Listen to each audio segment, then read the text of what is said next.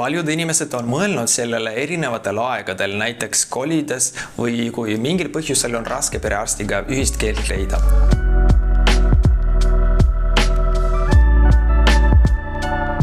Süsteem töötab üsna lihtsalt ja sellel on mitu põhipunkti. Igal Eesti kodanikul ja elamisloa alusel Eestis viibival välismaalasel on õigus registreeruda esitatud avalduse alusel perearsti nimistusse. Iga pereliikme kohta tuleb täita ja esitada eraldi avaldus. Avaldus tuleb allkirjastada isiklikult ja esitada otse perearstile või õele või saata allkirjastatud avaldus posti teel või digitaalselt allkirjastatuna ja e-postiga. Perearst teavitab taotlejad kirjalikult või suuliselt 7 tööpäeva jooksul avalduse esitamise päevast arvates, kas patsient on kantud uue perearsti nimistusse. Keeldumise korral selgitab perearst selle põhjuse.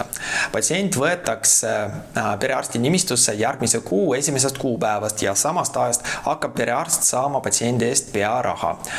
Näiteks kui esitasid avalduse 10. mail, siis olete ametlikult arsti nimistus alates 1. juunist. Tuleb meeles pidada, et perearst võib, kuid ei ole kohustatud ravima patsiente, kellelt ta avalduse vastu võttis, kuid kellest pole veel ametlikult saanud tema patsiendid. Sel juhul peaksid patsiendid jätkama ravi eelmise perearsti juures selle kuu lõpuni. Perearst saab uusi patsiente oma nimistusse lisada isiku enda või tema vanema või eestkostja avalduse alusel. Erandiks on vastsündinu, kes kantakse automaatselt ema perearsti nimistusse. Perearstil on õigus keelduda uue patsiendi nimistusse lisamisest, kui on ületatud perearsti nimistule kehtestatud piirmäär, see on 2000 inimest või 2400, kui perearstiga koos töötab abiarst. Patsientide arv nimistus on võrdne või ületab 1600 inimest ja perearst ei suuda suuremale hulgale patsientidele täisväärtuslikku arstiabi osutada. Ehk isegi 1590 patsienti nimistus juba võib tähendada, et perearst võib juba keelduda teid oma nimekirja vastu võtmast. Patsient ei ela perearsti teeninduspiirkonnas, näiteks Viimsi patsient soovib end registreerida Tallinna arsti nimistusse või vastupidi. Kõige olulisem nõuanne. Ärge püüdke saada perearsti nimistusse, kui perearst juba teadas, et tema teid nimistusse ei võta. See tähendab, et perearstil on selleks põhjust. Te võite muidugi pöörduda Terviseametisse, haigekassasse kaebustega, et perearst ei võta teid nimistusse, võib-olla seejärel saate ikka soovitud nimistusse, kuid see täielikult rikub teie ja perearsti suhteid. Lisaks sellele viib see perearsti koormuse suurenemiseni, mis negatiivselt mõjutab töö kvaliteeti, sest tal jääb iga patsiendiga töötamiseks vähem aega.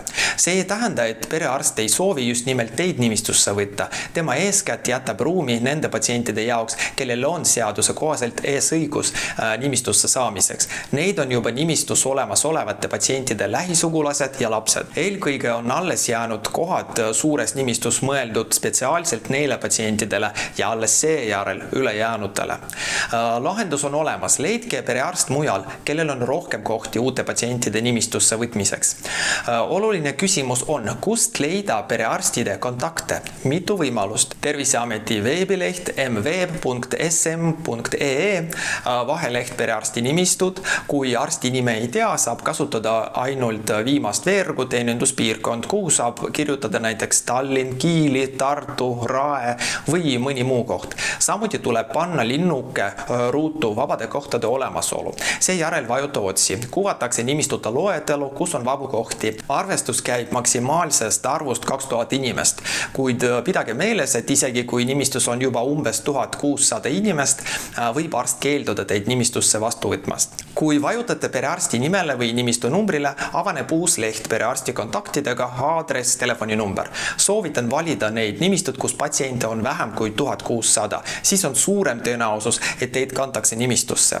Sellel aadressil asuvale Terviseameti lehele postitakse regulaarselt teavet vabade kohtade olemasolust erinevates perearsti nimistutes. Perearsti nimistusse registreerimise avalduse saab alla laadida siit. Ehk siis lühidalt, kuidas registreeruda perearsti nimistusse esimest korda või perearsti vahetada. Leia endale sobiv arst, näiteks mv.sm.ee kodulehel või Terviseameti kodulehel. Täida avaldus ja allkirjasta see digitaalselt või kirjalikult ning vii saada postiga, meiliga perearstile. Oota arsti otsust, kui see on positiivne, siis järgmise kuu esimesest kuupäevast on sul uus perearst olemas. Ja pea meeles, sinu tervis on sinu kätes.